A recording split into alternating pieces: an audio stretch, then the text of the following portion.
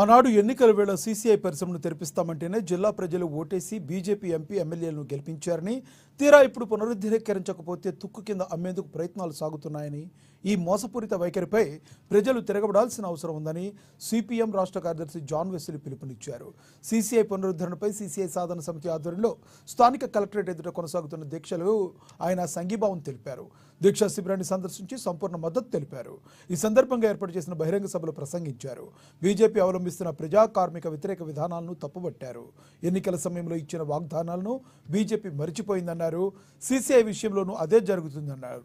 ఆనాడు సీసీఐ పరిశ్రమను మూసివేసింది బీజేపీయేనని, మళ్లీ తెరిపిస్తామని చెప్పింది కూడా బీజేపీయేనని అన్నారు.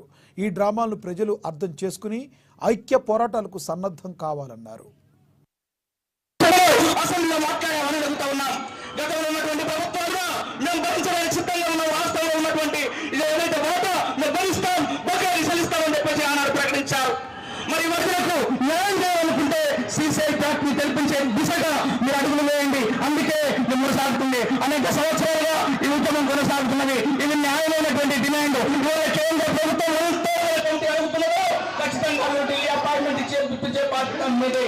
అదేవిధంగా సీసీఐ ఫ్యాక్టరీ కోసం ఈ ప్రజలంతా ప్రజాప్రతినిధిగా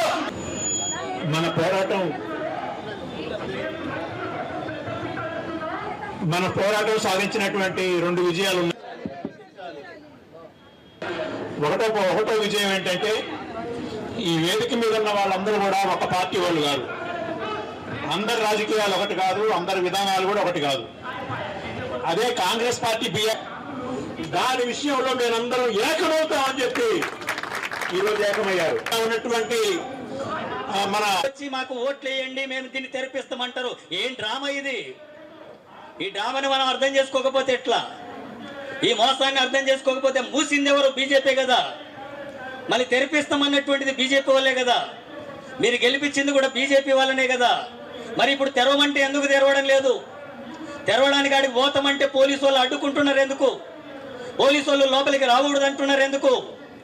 ఎవడి పక్షాన ఉంటున్నారు ఇదంతా కూడా? అందుకని ఆ రకంగా ప్రజా వ్యతిరేకంగా ప్రజలను మోసం చేసేటటువంటి విధానాలని బీజేపీ అనుసరిస్తుంది.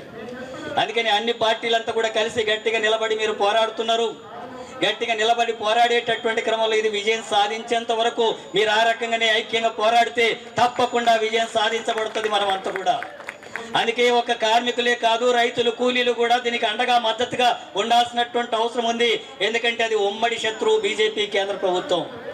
అట్లాగే ఇది దళిత, గిరిజన, బలహీన వర్గాలు, మైనార్టీలకు కూడా వ్యతిరేకం బీజేపీ.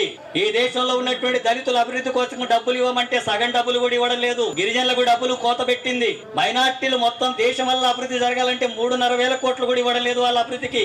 అట్లాగే ఇక్కడ ఉండేటటువంటి నిరుద్యోగులకు ఉద్యోగాలు 2 కోట్లు ఇస్తున్నాడు బీజేపీ. ఆయన ఇవ్వడం లేదు, ఉన్న ఉద్యోగాలు బీకేస్తున్నాడు. మైనార్టీలకు వ్యతిరేకంగా, మహిళలకు వ్యతిరేకంగా, గిరిజనులకు వ్యతిరేకంగా, బీసీలకు వ్యతిరేకంగా ఉంది. మనమందరం కూడా దేశంలో, రాష్ట్రంలో కులగణన జరగాల, బీసీలు ఎంతమందో తేలాలా, ఏ కులం ఎంతమందో తేలాలా, వాళ్ళ ఆర్థిక పరిస్థితి ఏంటో తెలవాలా, వాళ్ళ విద్య ఏంటో తెలవాలా, వాళ్ళ కుటుంబాల అభివృద్ధి జరగాలంటే ఏం స్కీములు అమలు చేయాలన్నా ఆ కులాలు ఎంత, వాళ్ళ జనాభా ఎంత, కుల గణన జరగాలంటే బీజేపీ వ్యతిరేకిస్తుంది. కులగణన వద్దంటుంది. అది మతాల మధ్య ఘర్షణలు పెట్టి రాజకీయాలు చేసి, కులాల మధ్య విచ్ఛిన్నం చేసి రాజకీయాలు చేసేటటువంటి వైఖరి ఉంది తప్ప బీసీల అభివృద్ధి కానీ, బీసీల రిజర్వేషన్స్ కానీ, అట్లాగే అనగానటువంటి తరగతుల హక్కులకు వ్యతిరేకంగా ఉంది. శ్రామిక వర్గాలకు వ్యతిరేకంగా ఉంది. అనగానటువంటి తరగతులకు వ్యతిరేకంగా ఉంది. ఇక్కడ ఉండేటటువంటి సిమెంట్ ఫ్యాక్టరీలో పనిచేసినటువంటి కార్మికులకు వ్యతిరేకంగా ఉంది. ఆదిలాబాద్ జిల్లాకు అభివృద్ధికి వ్యతిరేకంగా ఉంది. ఒక్క కోండే ఉంటే, ఒక్క పరిశ్రమ ఉంటే ఆ పరిశ్రమను కూడా అమ్మేస్తామని చెప్పండి.